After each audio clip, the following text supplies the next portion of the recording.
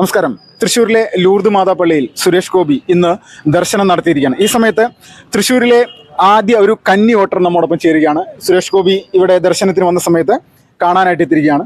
അഞ്ജന എന്നാണ് ഈ കുട്ടിയുടെ പേര്. അഞ്ജന, നമസ്കാരം. നമസ്കാരം. ആദ്യത്തോട്ടായിരുന്നില്ലേ? ആദ്യത്തോട്ടായിരുന്നു. പാഴായില്ല എന്ന് പറയാം. സുരേഷ് ഗോപിക്ക് എന്നെ ചെയ്തു. ഇപ്പോ ലൂർദ് മാതാപള്ളിയുമായി ബന്ധപ്പെട്ടുകൊണ്ട് വലിയ രീതിയിലുള്ള വിഷയങ്ങളൊക്കെ ഇലക്ഷനായി ബന്ധപ്പെട്ടുണ്ടായിരുന്നു. കേട്ടിരുന്നല്ലോ ഈ വിഷയങ്ങളൊക്കെ?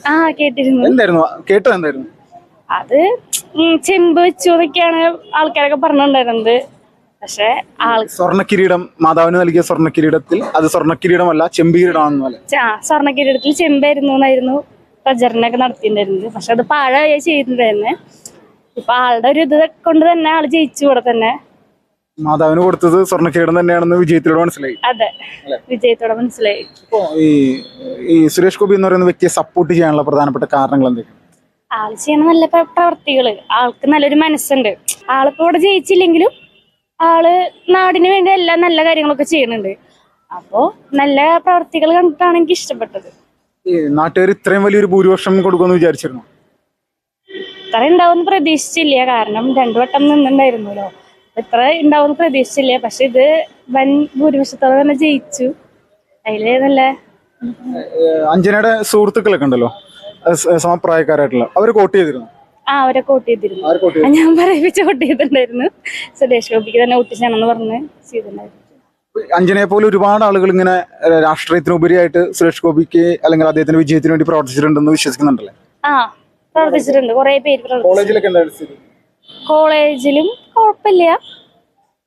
അദ്ദേഹത്തെ ചെമ്പ് ഗോപി എന്ന് പറഞ്ഞിട്ട് ഒരുപാട് അധിക്ഷേപിക്കുന്നുണ്ടായിരുന്നു സോഷ്യൽ മീഡിയ വഴി. കണ്ടിരുന്നു? കണ്ടിരുന്നു. എന്ത് തോന്നി? വളരെ മോശമായിട്ടാണ് അത് പ്രചരിപ്പിച്ചിട്ടുള്ളത്. കാരണം ആള് എന്തൊക്കെ കാര്യങ്ങൾ ചെയ്യുന്നുണ്ട്, ഈ നാടിന് വേണ്ടിയിട്ടാണ് ചെയ്യണത്. എന്നിട്ട് അവര് തന്നെ ഇങ്ങനെ വളരെ മോശമായിട്ട് പറയുമ്പോ അതൊരു ഇതല്ലേ? അത് ഇവിടെ LDF തോക്കുമെന്നുള്ളൊരു ഭയത്തിന്റെ പേരിലാണോ അങ്ങനെ സംഭവിച്ചത്?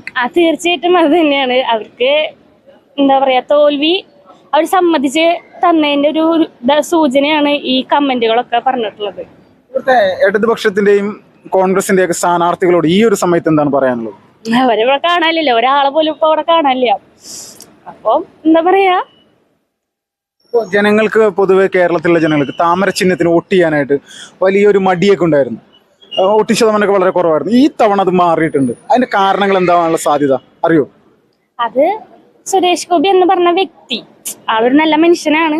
അപ്പോ ആളോടുള്ള ഒരു ഇഷ്ടം കൊണ്ടാവാം. മറ്റ് സ്ഥലങ്ങളിലൊക്കെ നരേന്ദ്രമോദിയോടും കേന്ദ്ര സർക്കാരിനോടുള്ള താല്പര്യം, മോദിജിയോട് എല്ലാവർക്കും ഭയങ്കര താല്പര്യമാണ്. ഇപ്പൊ പാർട്ടി അല്ലെങ്കിലും കൂടി ഇപ്പൊ ആൾക്കാരൊക്കെ പറയണ കാരണം മോദിജിനെ ഭയങ്കര ഇഷ്ടമാണെന്നുള്ള ആ വ്യക്തി എന്ന രീതിയിൽ. സുരേഷ് ഗോപിയോടാണോ BJP-യോടാണോ താല്പര്യം അഞ്ജനക്ക്? എനിക്ക് സുരേഷ് ഗോപിയോടാണ്. സുരേഷ് ഗോപിയോട്. ഈ രാഷ്ട്രീയത്തിനോടൊന്നും അങ്ങനെ താല്പര്യമൊന്നുമില്ല?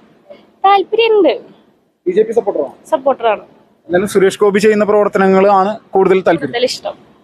അപ്പോ ഈ നമ്മുടെ കേരളത്തിലുള്ള യുവജനങ്ങളൊക്കെ മാറി ചിന്തിക്കുമെന്ന് പ്രതീക്ഷിക്കുന്നുണ്ടോ? മാറി ചിന്തിച്ചതിന്റെ ഒരു സൂചനയാണല്ലോ ഇപ്പോ ആള് ജയിച്ചിട്ടുള്ളത്. അത് തുടരും. ചേച്ചി നമസ്കാരം. നമസ്തേ ചേച്ചി, ഇപ്പോ ഈ ലൂർദ് പള്ളിയിൽ സുരേഷ് ഗോപി വിജയത്തിന് ശേഷം എത്തിയിരിക്കുകയാണ്.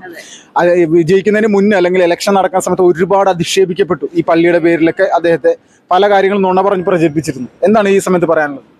അതിൻ്റെ ഒരു തിരിച്ചടി എന്ന് എനിക്ക് പറയാനുള്ളൂ. കാരണം ആൾ കൊണ്ടുവന്ന് കിരീടം കൊടുത്തു.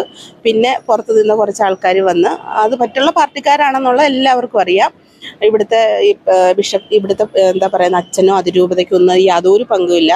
അവർ പുറത്ത് പറഞ്ഞിട്ടുള്ള കുറേ കാര്യങ്ങൾ അത് അവരുടെ നിലനിൽപ്പിന് വേണ്ടി, കാരണം വേറൊരു വഴിയില്ല. ഇനി ആളെ എങ്ങനെ മോശക്കാരനാക്കാൻ പറ്റും? നമുക്കറിയാം, മാധ്യമ പ്രവർത്തകരെ കൊണ്ടുവന്നിറക്കി അത് ഏകദേശം കേസ്, വഴക്ക്, കാര്യങ്ങൾ അങ്ങനെയൊക്കെ പോയിട്ടുണ്ടായിരുന്നു. അപ്പോൾ സോഷ്യൽ മീഡിയയിൽ ഫുള്ള് അദ്ദേഹത്തിൻ്റെ കുടുംബത്തിനെ വരെ മോശമായി പറയുന്ന രീതിയിലുള്ള ചർച്ചകളായിരുന്നു. അതിന് ശേഷം അടുത്തെന്തെങ്കിലും വേണമല്ലോ, അതിനാണ് ആ കിരീടം പൊന്തിച്ചുകൊണ്ട് വന്നത്. ആദ്യം പറഞ്ഞ കിരീടം മാതാവിന് ഇഷ്ടപ്പെട്ടില്ല. അതൊരു മീഡിയ പ്രവർത്തകൻ്റെ കൈ തട്ടിയിട്ടാണ് കിരീടം നിലത്ത് വീണിട്ടുണ്ടായിരുന്നത്. പക്ഷെ ഇവർ പറഞ്ഞത് മാതാവിന് ഇഷ്ടപ്പെടാത്തത് കൊണ്ട് മാതാവ് തന്നെ വേണ്ടാന്ന് വെച്ചതാണ് എന്ന് പറഞ്ഞു. അതിനുശേഷം ആ കള്ളത്തരങ്ങളൊക്കെ പൊളിഞ്ഞു. കാരണം അത് ചെമ്പല്ല, അത് പത്തരം മാറ്റി തനി തങ്കമാണെന്ന് എല്ലാവർക്കും അറിയാം. ഇപ്പോൾ അതാണ് സുരേഷ് ഗോപിയുടെ വിജയം. ഞാൻ ചോദിക്കട്ടെ, തൃശ്ശൂർ സ്വീകരിച്ചത് ജനങ്ങൾ സുരേഷ് ഗോപിനെ സ്വീകരിക്കുകയായിരുന്നു. അപ്പോൾ 2 വർഷം നിന്ന് ആള് തോൽവി സമ്മതിച്ച് പോയ ആളാണ്. എങ്കിൽ പോലും ആള് ജനങ്ങളെ ഏറ്റെടുത്ത ആളാണ്, അല്ലെ ഈ തൃശ്ശൂർ എന്ന നാടിനെ ഏറ്റെടുത്ത ആളാണ്. സുരേഷ് ഗോപി എന്ന് പറയുന്ന വ്യക്തിക്ക് ഈ ഒരു പൊളിറ്റിക്കിൽ കൂടെ വന്നിട്ട് വേണ്ട അദ്ദേഹത്തിന് കുറച്ച് എന്താ പറയുന്നത് പബ്ലിക്കിന് മുമ്പിൽ വരാൻ. കാരണം ആള് നല്ലൊരു നടനാണ്, ആൾക്ക് ഒരുപാട് ആരാധകരുണ്ട്. അതുപോലെ തന്നെ നല്ലൊരു മനുഷ്യാവകാശ ജീവകാരുണ്യ പ്രവർത്തകനാണ് ആള്. അപ്പോൾ അതുകൊണ്ട് തന്നെ സമൂഹത്തിലുള്ള സഹജീവികളെ ചേർത്ത് പിടിച്ച് നിർത്തുന്ന ആളാണ്. അതുകൊണ്ട് അദ്ദേഹത്തിന് വേറെ ഒരു പബ്ലിസിറ്റിയുടെ അല്ലെങ്കിൽ പണത്തിൻ്റെ ഒന്നും ആവശ്യമില്ല. അദ്ദേഹം എന്നാലും സ്വന്തം അധ്വാനത്തിൽ നിന്നും ഒരു വിഹിതം എടുത്തിട്ടാണ് പാവങ്ങളെ സഹായിക്കുന്നത്. അല്ലാണ്ട് രാഷ്ട്രീയത്തിനകത്ത് കയറിയിരുന്ന് കൈയിട്ട് വാരിയിട്ട് അത് പൂഴ്ത്തി വെച്ചിട്ട് അതിൽ നിന്ന് പാവം കിട്ടാതിരിക്കാൻ ചെയ്യുന്ന കാര്യമല്ല. അപ്പൊ ഇപ്പൊ ഈ ലൂർദ് മാതാവിന് സ്വർണ്ണ കിരീടം നൽകിയത് ക്രിസ്ത്യൻ സമൂഹത്തിന്റെ വോട്ട് ശേഖരിക്കാനുള്ള ഒരു സംഭവമാണെന്നുള്ള പ്രതികരണങ്ങളൊക്കെ ഉണ്ടായിരുന്നു സോഷ്യൽ മീഡിയയിൽ. അതിലൊക്കെ എന്തെങ്കിലും യാഥാർത്ഥ്യമുണ്ടോ? ഞാൻ അറിഞ്ഞിടത്തോളം അദ്ദേഹം പഠിച്ചു വളർന്നതൊക്കെ ക്രിസ്ത്യൻ സ്കൂളുകളിലും കോളേജുകളിലും അതിരൂപതയുടെ അണ്ടറിലുള്ള സ്കൂളുകളിലും കോളേജുകളിലൊക്കെയാണ്. അപ്പോൾ അന്ന് മുതലേ അദ്ദേഹം നല്ലൊരു ക്രിസ്ത്യൻ മതവിശ്വാസിയാണ്. അതുപോലെ തന്നെ അന്ന് തന്നെ ആരാധനാലയങ്ങളിലും ഒക്കെ പോകുന്നൊരു വ്യക്തിയാണ് എന്നൊക്കെയാണ് ഞാൻ അറിഞ്ഞിട്ടുള്ളത്. അത് വെച്ച് നോക്കുമ്പം ഒരിക്കലും ഞാൻ ചോദിക്കട്ടെ, ഞാൻ വേളാങ്കണ്ണി മാതാവിന് വഴിപാട് നേർന്നിട്ടുണ്ട്, ഞാനത് ചെയ്യാറുണ്ട്. എനിക്കിഷ്ടമുള്ള ദൈവങ്ങൾക്ക് ഇപ്പം ദൈവത്തിനെ വിശ്വാസവർക്ക് മാത്രമേ അത് പറഞ്ഞിട്ടുള്ളൂ. അവർക്ക് എവിടെ വേണേലും നേർച്ചകൾ ചെയ്യാം, വഴിപാടുകൾ ചെയ്യാം. അത് നമ്മളുടെ ഇപ്പം എൻ്റെ ഇതെന്ന് പറഞ്ഞു കഴിഞ്ഞാൽ എൻ്റെ മനസ്സിനെ ഇഷ്ടപ്പെട്ടത് പോണക്ക് എൻ്റെ സാമ്പത്തിക അവസ്ഥയൊക്കെ അനുസരിച്ചിട്ടായിരിക്കും ഞാൻ നേർച്ചയും വഴിപാടൊക്കെ നേരുന്നത്. അപ്പോൾ അത് ഞാനൊരു ഹിന്ദു ആണെങ്കിൽ പോലും ഞാൻ പുത്തൻപള്ളി പോകാറുണ്ട്. ഞാൻ ഇതുവഴി പോകുമ്പോഴൊക്കെ പറ്റുന്ന സമയത്തിലൊക്കെ, എപ്പോഴും ഒന്നും അല്ല കേട്ടോ, വല്ലപ്പോഴൊക്കെ ഇവിടെ വരാറുണ്ട്. മണ്ണുത്തിയിലാണ് എൻ്റെ വീട്, ഒല്ലുകര ഭാഗത്ത്. അപ്പോൾ മണ്ണുത്തി പള്ളി പോവാറുണ്ട്, മുക്കാട്ടുകര പള്ളി പോവാറുണ്ട്. അതൊക്കെ എൻ്റെ വിശ്വാസമാണ്. അപ്പോൾ ക്രിസ്ത്യൻ ജനങ്ങളെ കയ്യിലെടുക്കാൻ വേണ്ടി ഞാൻ ചോദിക്കട്ടെ, ഇവിടുത്തെ ക്രിസ്ത്യൻ ജനങ്ങൾ എന്താ അത്രയും പൊട്ടന്മാരാണോ? ഒരാൾ വന്ന് കിരീടം വെച്ച് പോരുന്നത് പോലെ ക്രിസ്ത്യൻ സഹോദരിമാര് ക്ഷേത്ര ദർശനം നടത്തുന്നത് കണ്ടിട്ടുണ്ടോ? തീർച്ചയായിട്ടും. എൻ്റെ കൂട്ടത്തിൽ ഞാൻ പഠിക്കുന്ന സമയത്ത് തന്നെ എൻ്റെ ഫ്രണ്ട്സൊക്കെ ഉണ്ട്. അപ്പോൾ അവരൊക്കെ എന്ന് പറഞ്ഞു കഴിഞ്ഞാൽ അവർക്ക് ഭയങ്കര ഇഷ്ടമാണ് ചന്ദനമൊക്കെ തൊടാൻ വേണ്ടിയിട്ട്. അപ്പോൾ എൻ്റെ അടുത്ത് പറയാം, അമ്പലത്തിൽ പോയിട്ട് ചന്ദനം കൊണ്ടുവരണമെന്ന് പറയുന്നത്. എൻ്റെ ഒപ്പം തന്നെ അവർ എത്രയോ പേര് വന്നിട്ടുണ്ട്. ഇപ്പം നമ്മുടെ വീടിൻ്റെ ഭാഗം, എനിക്ക് അതിലൊരു കാര്യത്തിൽ എടുത്തു പറയേണ്ട ഒരു കാര്യമാണ്. എൻ്റെ വീടിൻ്റെ ഭാഗത്തിൽ അത്തപ്പൂക്കളമൊക്കെ ആവുന്ന സമയത്തുണ്ടല്ലോ, ആദ്യം തന്നെ അവർ ആ പൂക്കളമൊക്കെ സെറ്റ് ചെയ്യുന്ന ക്രിസ്ത്യൻ ഫാമിലിക്കാരാണ്. അതുപോലെ തന്നെ ഈ ക്രിസ്ത്യൻ ഫാമിലിക്കാരാണ് വന്നിട്ട് പറയുന്നത്, ഒരു എന്താ പറയുന്നത്, 10ാം ദിവസം നമ്മൾ ഓരോ ഓണത്തപ്പനെ വിളിച്ചു വരുത്തുന്ന പരിപാടിയൊക്കെ ഉണ്ട്. അങ്ങനത്തെ കുറേ സംഭവമൊക്കെ ചെയ്യുമ്പോൾ അവർ തന്നെ ചോദിക്കാറുണ്ട്, ഇതെങ്ങനെയാണ്, ഇതിൻ്റെ കഥ എന്താണ്, അങ്ങനെയൊക്കെ ചോദിക്കാറുണ്ട്. അതുപോലെ തന്നെ അവർ വിഷുവിനാണെങ്കിലും നല്ല ആചാരങ്ങളാണ് അവർ ചെയ്തുകൊണ്ടിരിക്കുന്നത്. അവർക്കൊന്നും എൻ്റെ ഭാഗത്തുള്ളവരെ ഞാൻ പറയുന്നത്, എനിക്ക് എല്ലാവരും പൊതുവെ എങ്ങനെയാണെന്ന് എനിക്കറിയില്ല. സുരേഷ് ഗോപി അധിക്ഷേപിച്ചവരോട് എന്താണ് പറയാനുള്ളത്? അധിക്ഷേപിച്ചവരോട് പറയാനുള്ളത് ഇതിനെക്കാട്ടി വലിയ തിരിച്ചടി എന്താ ഉള്ളത്? പ്രത്യേകിച്ചൊന്നും പറയാനില്ല. ഇതിനെക്കാട്ടി വലിയൊരു തിരിച്ചടി ഇനി ഒരാൾക്കും കൊടുക്കാനില്ല. തൃശ്ശൂർ എടുക്കുമെന്ന് പറഞ്ഞ് എടുത്തു എന്ന് വേണം പറയാൻ, കൊടുത്തു എന്നും വേണം പറയാം. പിന്നെ ആള് ചെമ്പ് ഗോപി എന്ന് പറഞ്ഞല്ല, തനിത്തങ്കം 10 മാറ്റ് സ്വർണം തന്നെയാണ് ആള്. ഇപ്പം വേണ്ട വന്നു, ആള് ജയിച്ചു വന്ന്, ആള് പറഞ്ഞിരുന്നു ജയിച്ച് വന്നാലും ഞാൻ പള്ളിയിൽ പോകുമെന്ന് പറഞ്ഞിരുന്നു. അതുകൊണ്ട് തന്നെ വന്നു, മാതാവിനൊരു കൊന്തമാല ചാർത്തി അദ്ദേഹം സന്തോഷമായിട്ട് തിരിച്ചു മടങ്ങി. വലിയ മാറ്റങ്ങളാണ് തൃശ്ശൂരിൽ ഇനി ഉണ്ടാകാൻ പോകുന്നത്. തീർച്ചയായിട്ടും. നമുക്കറിയാം, നമ്മൾ ഇലക്ഷൻ വർക്കിനൊക്കെ ചേട്ടൻ്റെ ഒപ്പം നിൽക്കുന്ന സമയത്ത് തന്നെ ചേട്ടൻ്റെ കുറേ കാര്യങ്ങളുണ്ടായിരുന്നു, പദ്ധതികൾ. ആൾ ജയിച്ചു വന്നാൽ ആൾക്ക് നടപ്പിലാക്കാൻ വേണ്ടുന്ന കുറച്ച് കാര്യങ്ങളുണ്ടായിരുന്നു. അതെന്തായാലും വെറും വാക്കിലല്ല, ഉറപ്പാണ്. ഇതിനു മുമ്പ് തൃശ്ശൂരിന് ഇവിടെ നിന്ന് 2 വട്ടം നിന്ന് തോറ്റുപോയിട്ടും അദ്ദേഹം പറഞ്ഞ വാഗ്ദാനങ്ങളൊക്കെ നിറവേറ്റിയിട്ടാണ് പോയിട്ടുള്ളത്. അതുകൊണ്ട് ഇനി അങ്ങനെ തന്നെ ആയിരിക്കും, അതിനകത്ത് യാതൊരു മാറ്റവും ഉണ്ടാവത്തില്ല. ഇത്ര കാലം കണ്ട ഒരു ഭരണമായിരിക്കില്ല ഇനിയും മുന്നോട്ട് തൃശ്ശൂർ കാണാൻ പോകുന്നത്. അതുപോലെ തന്നെ അതിനെ കണക്ട് ചെയ്തിട്ടായിരിക്കും കേരളത്തിലും വികസനങ്ങളും മാറ്റങ്ങളും ഉണ്ടാകാൻ പോകുന്നത്.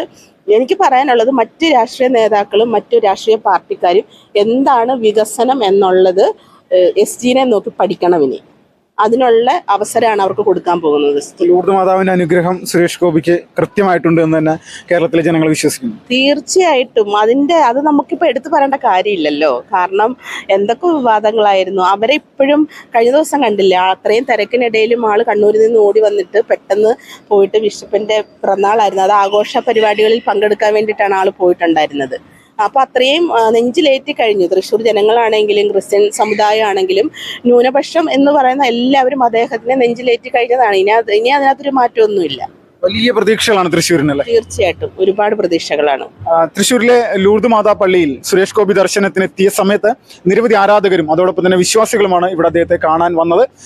അദ്ദേഹം പറഞ്ഞ വാക്ക് പാലിച്ചിരിക്കുന്നു. വിജയിച്ചതിന് ശേഷം ലൂർദ് മാതാവിനെ കണ്ട് തൊഴുത് അനുഗ്രഹം നേടും എന്നുള്ള ഒരു വലിയ ഒരു വാഗ്ദാനം തന്നെ ആ ഒരു ദേവതാ സങ്കല്പത്തിനോട് നൽകിയതാണ് സുരേഷ് ഗോപി. അപ്പോൾ അതെല്ലാം ഇവിടെ പൂർത്തിയായിരിക്കുകയാണ്.